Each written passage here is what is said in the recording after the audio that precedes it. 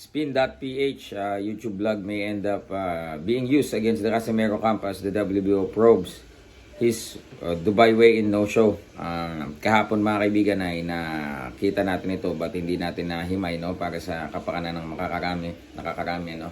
So ngayon po mga kaibigan ay atin pong busisiin ang nilalaman po ng article na ito.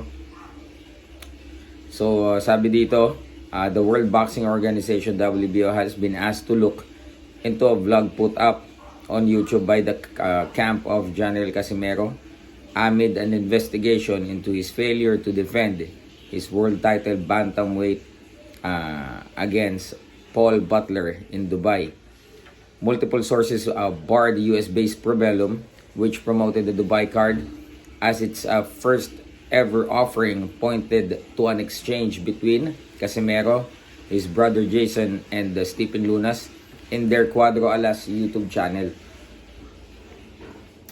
Probellum found the content disturbing, according to an email to the WBO, which is in the process of investigating whether Casimero should be stripped of his world bantamweight title following the controversial Dubai no-show. Casimero, 31, arrived in Dubai from the US but never got to make the title defense after failing to show up for his weigh-in for the Butler fight.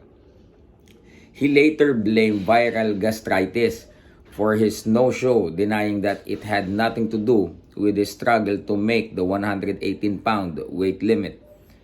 Amid talk that Casimero arrived in Dubai no less than 7 pounds over the limit.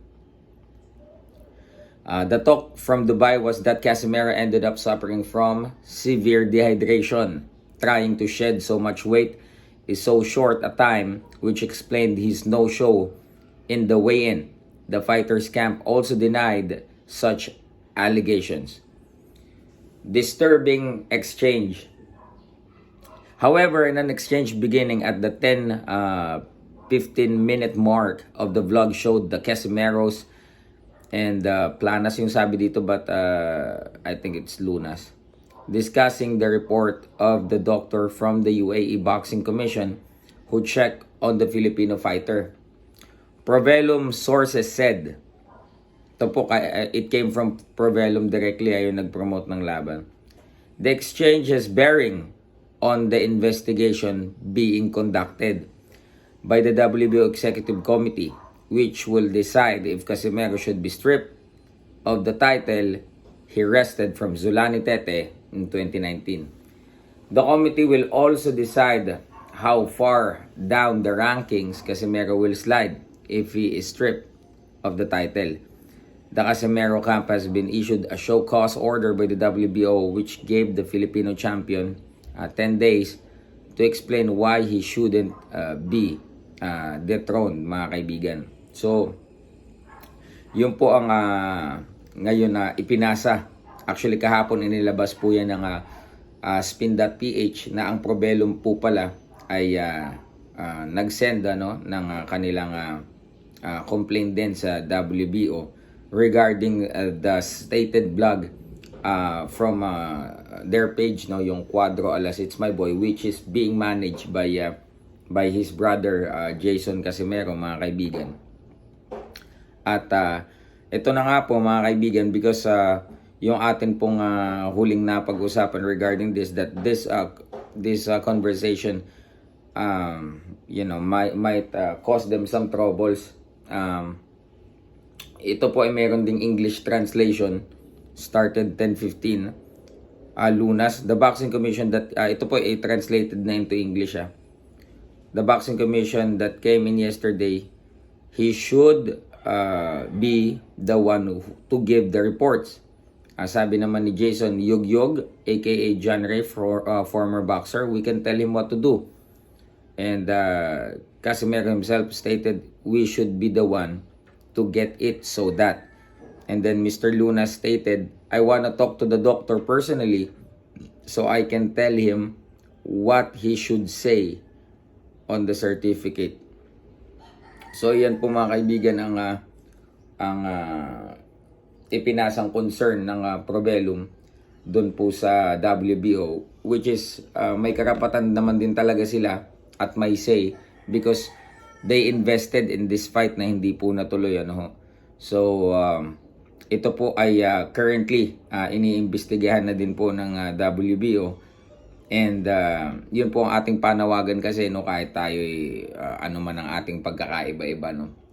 Yung responsible content creating, napakahalaga yan. Don't sacrifice the views over the safety of your team. Protektahan mo pa rin yung kapakanan o yung interest ng iyong team. Ano naman kung that video gained views tapos meron namang mga nilalaman na mga pwedeng ikapahamak, you should erase that, 'di ba, immediately. You will expose your own self if some of the confidential information has been disclosed, nakunan mo sa video because your teammates are unaware that you're on live. So yun lang po, responsible content creating, siguro ito'y naiwasan. Ngayon po, ito mismong video nila ay gagamitin laban po sa kanila. So yun po ang nakakalungkot dyan, mga kaibigan. If they will learn their lessons or not, sila na po ang bahala. At kayo po, mga netizens, kayo po lalo na yung mga sumusuporta talaga, make them realize what needs to be done moving forward. Ano po ba talaga yung dapat gawin? Am I a type of a fan na will parang kukonsintihin kayo? Yeah, just do whatever you want to do. I'll back you up no matter what, kahit anong desisyon nyo sa career nyo. Or ikaw yung type of fan na, uy, idol, medyo mali na yung ginagawa nyo. I think you should relax and siguro I think mas makakabuti ito gawin nyo. Maybe a little humbleness will help. Siguro a little maturity. Medyo bawasan yung arrogance and try to make it up with your with your promoter, with your handler. Maybe maybe things will get better. Maybe hindi na kagaya ng dati, pero maybe it will get better because demise after demise after demise after demise, I think there's something wrong. Tama po ba? So sana po ay yung mga alam natin na nahati ang mga fans, but sana po ay makapag-isip po tayo for the betterment of the people you are supporting. Ganun lang naman po. So yun po ang ating panawagan at yan po ay ang article po na yan ay inire-share po ng spin.ph at you can also check yung timestamp ng video na yan, and you can check them actually available. Hindi nila binure. So you can watch it on their direkta. So yun lamang po, we'll get ready. Going to Mo Arena na naman for today's MPBL games. So maraming po salamat. Peace.